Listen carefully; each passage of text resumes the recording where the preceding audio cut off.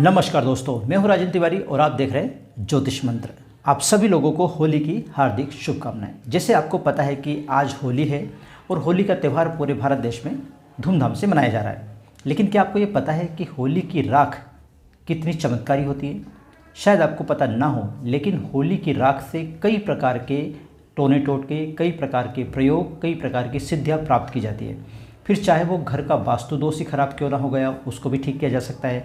घर में या किसी इंसान पर बुरी आत्माओं का अगर प्रभाव हो गया हो, बुरी आत्माओं का साया उसके ऊपर हो गया हो, तो इसके द्वारा ठीक किया जा सकता है। किसी ने कुछ टोना टोटका करवा दिया हो जिसके कारण आपका व्यापार, व्यवसाय, आपकी दुकान, आपकी कोचिंग या आपका जो भी कुछ धंधा है वो रुक गया हो, बंद गया हो, ख़त्म हो गया हो, इस प्रकार का अगर कुछ काम है, इस प्रकार की कुछ समस्या है, तो भी इस होली की राख से आप उसको दूर कर सकते हो। होली की राख से इस प्रकार की समस्याओं से आप निजात पा सकते हो।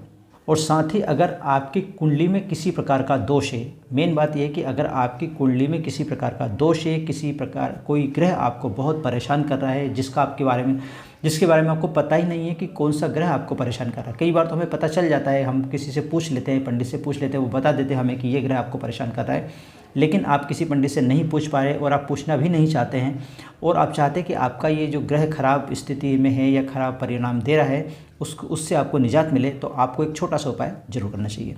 वो उपाय क्या है, उसे किस प्रकार से किया जाता है, अगर आप जानना चाहते हैं तो वीडियो को अंत तक जरूर देखिए। अगर वीडियो पसंद आए तो उसे लाइक और शेयर कीजिए और हमारे चैनल ज्योतिष मंत्र को सब्सक्राइब करना ना भूलें। तो चलिए शुरू करते हैं। तो जैसा कि मैं आपको पहले ही बता रहा हूँ कि जो होली की राख होती है वो ज्योतिष की दृष्टि से या तांत्रिक क्रियाओं की दृष्टि से बहुत ही पवित्र और बहुत ही फलदायक, चमत्कारी मानी जाती है। अगर आप किसी ग्रह दोष से परेशान हैं, किसी ग्रह दोष की समस्या से परेशान हैं, जिसके कारण आपके सारे काम रुक गए हैं, आपके घर में बच्चों की शादी नहीं हो रही है, आपके घर में देखा जाए तो कोई शुभ काम नहीं हो रहा, अच्छा काम नहीं हो रहा है, आपके सारे जो धंधे पानी है वो बंद हो गए हैं, नौकरी में परेशानी आ रही है, कि जो भी आप काम करने जाते हैं उसमें किसी न किसी प्रकार की रुकावट अगर आ रही है, तो आपको बहुत छोटा सा उपाय करना चाहिए। ये उपाय होली की राख द्वारा किया जाता है। वो किस प्रकार से करना है मैं आपको आगे बताता हूँ कि इस उपाय को किस प्रकार से किया जाएगा।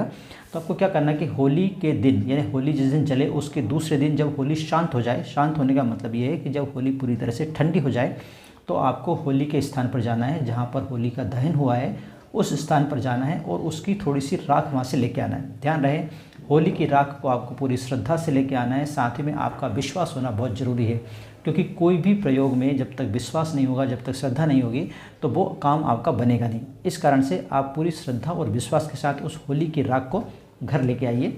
और होली की राख को घर लाने के बाद जो थोड़ा सा उसमें से थोड़ी सी राख आपको लेना है और 1 लोटा जल में उसे मिला देना है। होली की राख जो आपने होली का दहन वाले स्थान से लेके आए हैं, उस होली का दहन वाले स्थान से लाई हुई राख को आपको 1 लोटे जल में आपको मिला देना है।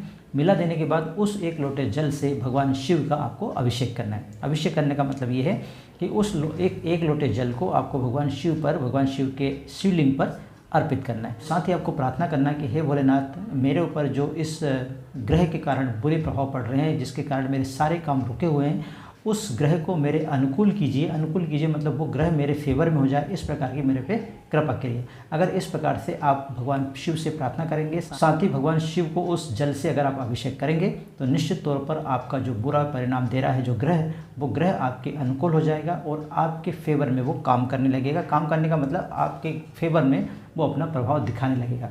तो आशा करता हूँ कि आपको ये वीडियो अच्छा लगा होगा। अगर ये वीडियो अच्छा लगा तो प्लीज़ से लाइक कीजिए, शेयर कीजिए और मेरे चैनल ज्योतिष मंत्र को सब्सक्राइब करना ना भूलें। आज के लिए बस इतना ही, मिलते हैं नए विषय के साथ। तथा आप रहिए खुश और मुझे दीजिए आज्ञा। जय हिंद।